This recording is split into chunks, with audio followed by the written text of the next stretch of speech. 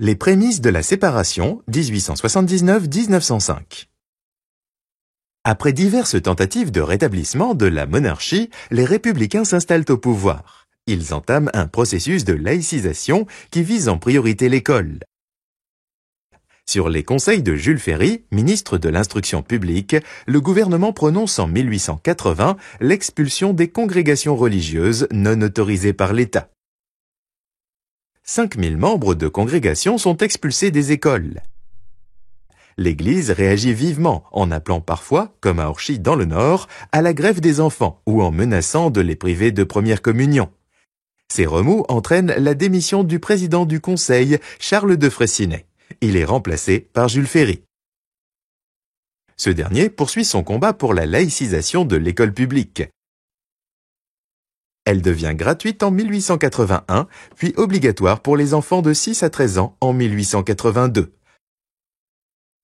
L'enseignement religieux est exclu du temps de classe et remplacé par la morale civique.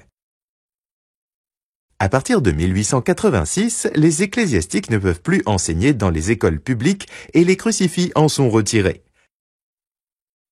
La laïcisation s'applique donc au programme, aux locaux et aux enseignants, mais pas aux élèves.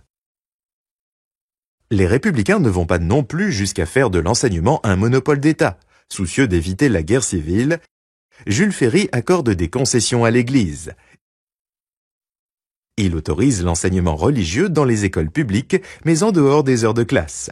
Il accepte que les crucifix soient laissés là où l'on s'oppose à leur retrait, et il exhorte les instituteurs à respecter les convictions des parents.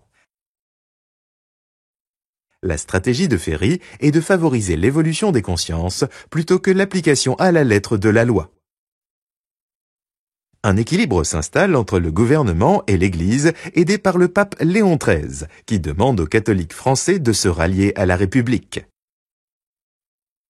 Cet équilibre est rompu par l'affaire Dreyfus, qui de 1894 à 1906 donne lieu à une campagne des catholiques et des royalistes contre la République.